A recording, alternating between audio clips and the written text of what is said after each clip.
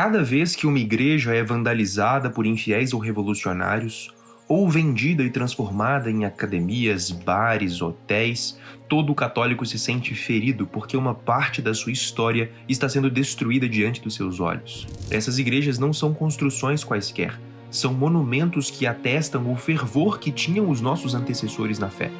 Por que tantas igrejas são hoje dessacralizadas? Isso não aconteceu do dia para a noite. Não passamos da cristandade medieval para a modernidade neopagã em uma geração.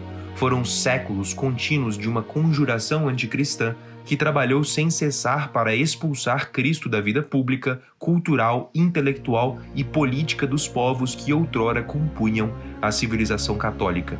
A destruição das igrejas é uma das últimas etapas nesse processo de apostasia e representa o desejo por parte dos dirigentes revolucionários de abolir até mesmo a memória de que um dia houve uma civilização inteira que reconhecia Cristo por rei.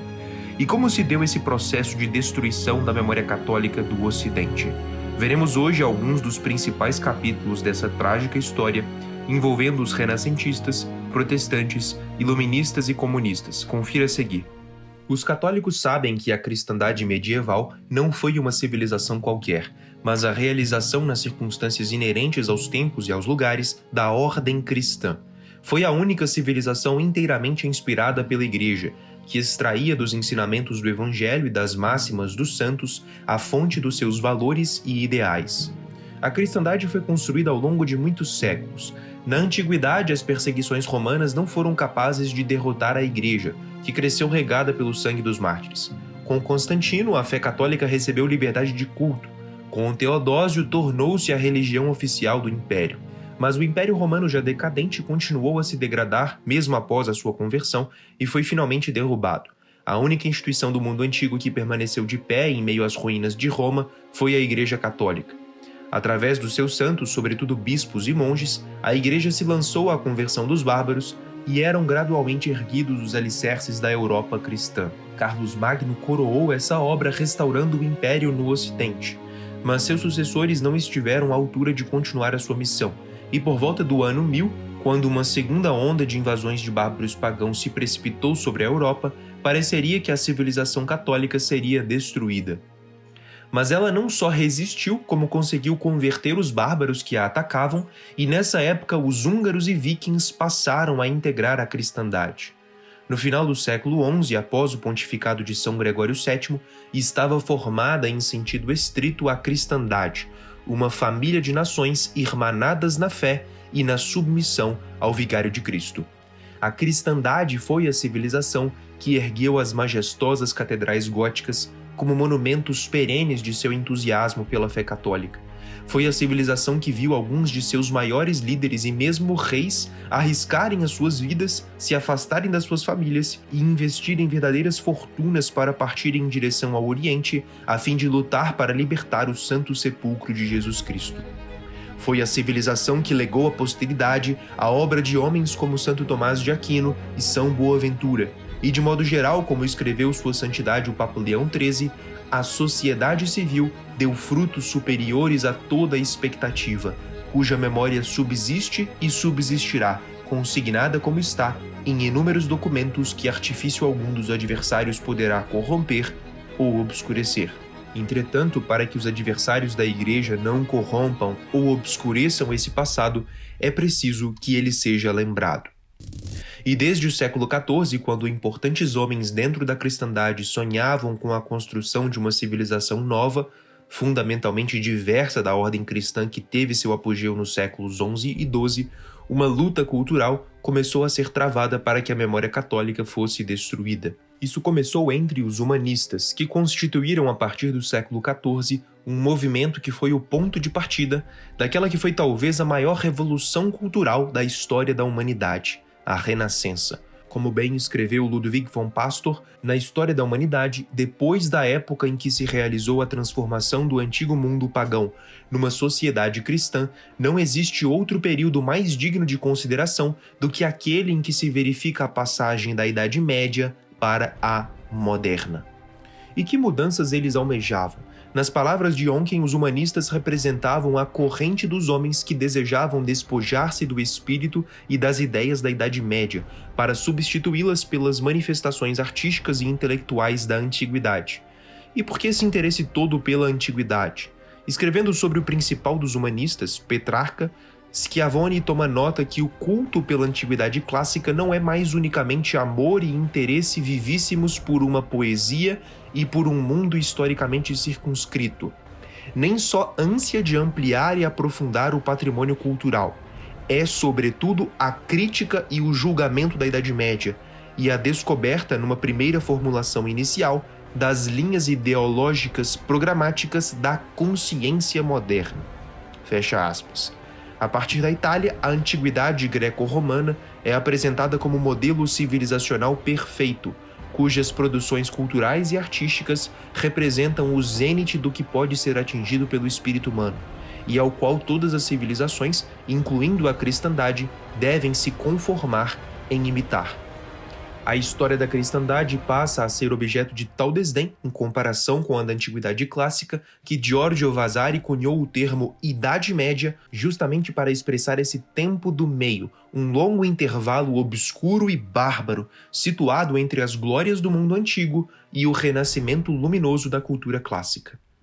Foi também Vasari quem cunhou o termo arte gótica, depreciando a arquitetura da civilização católica, rotulando-a como uma arte bárbara.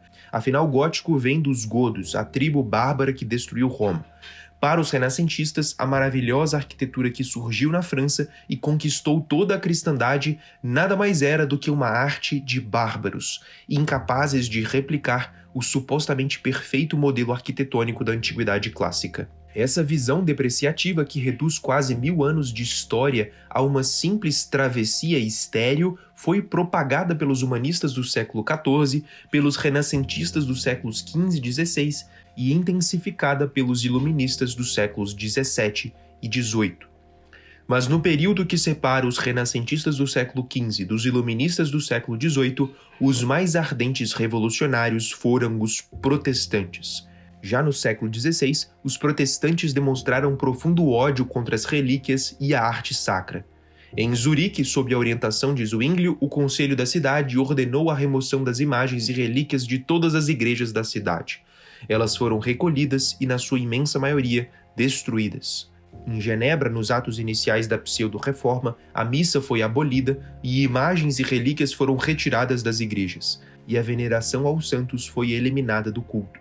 Na Inglaterra, um dos maiores centros de peregrinação era a Catedral da Cantuária, que abrigava o santuário de São Thomas Becket, o arcebispo martirizado no século XIII por se opor às usurpações dos direitos da igreja feitas pelo rei Henrique II. O santuário era um túmulo monumental que abrigava os restos mortais do santo, mas por ordem expressa de Henrique VIII, ele foi destruído.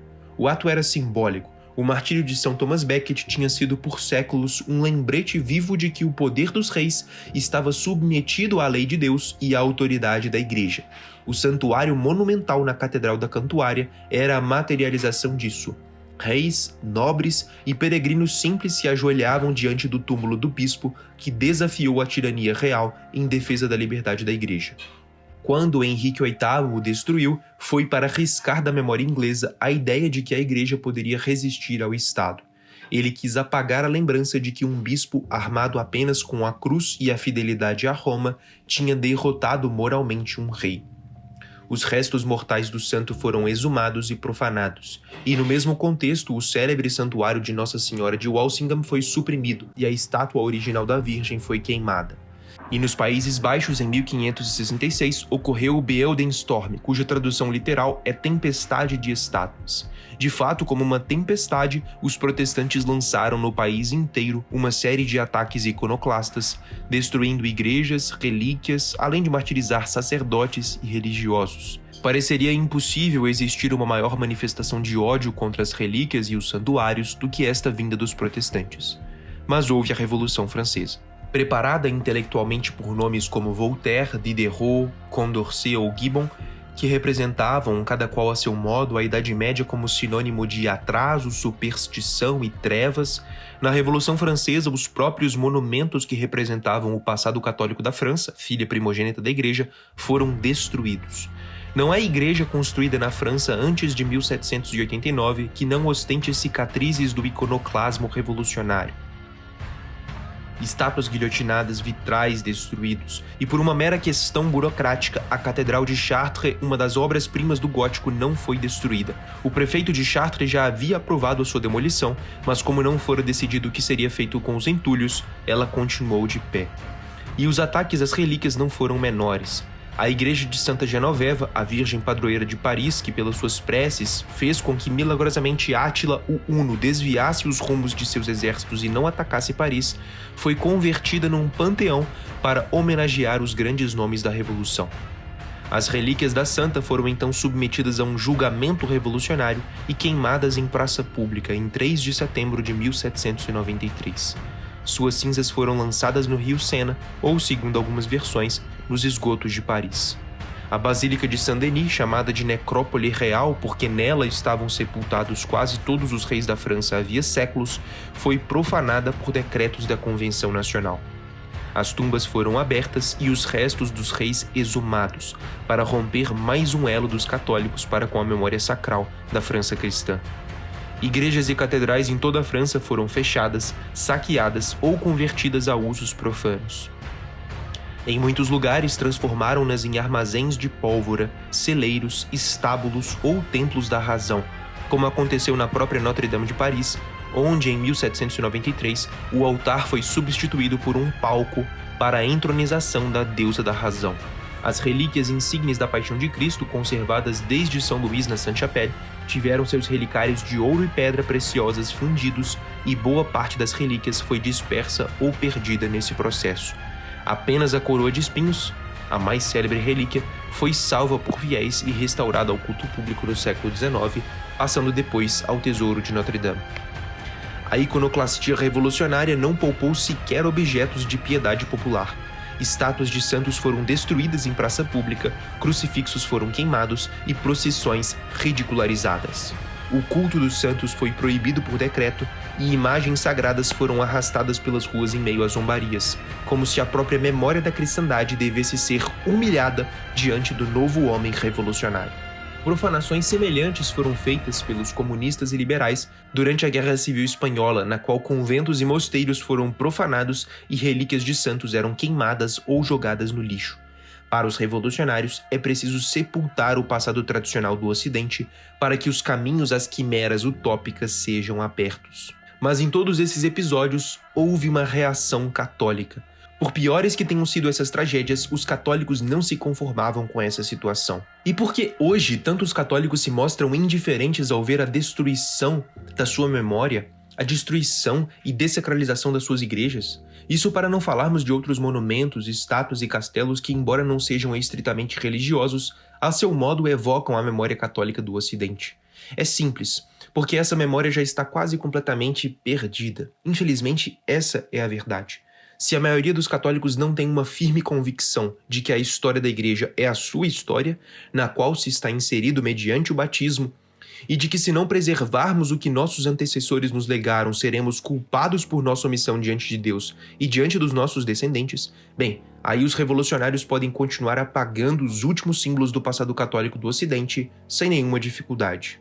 Enquanto esse passado permanecer esquecido, as pautas dos revolucionários continuarão avançando, e os católicos continuarão a se sentirem perdidos e desorientados diante da multidão de erros que caracteriza a nossa época. Por isso, o estudo da história da igreja é fundamental. Sem esse conhecimento, não há como compreender a gravidade dos problemas em que nossa sociedade afundou. E sem uma compreensão adequada desses problemas, qualquer tentativa de solucioná-los está de antemão fadada ao fracasso. Mas não precisa ser assim, nós podemos preservar a memória católica. E se você quer estudar essa história que tantos revolucionários tentaram sepultar para sempre, considere se matricular na Escola de História da Igreja. Só em nosso curso principal já temos 179 aulas no ar, abordando a história da Igreja desde a sua fundação por Nosso Senhor até o século XIV e o período de decadência da cristandade. Nosso curso tem aulas semanais e continuará até abordar a história da Igreja no século XX. Matricule-se já pelo link na tela final ou na descrição do vídeo para aproveitar essa condição especial. Esperamos você!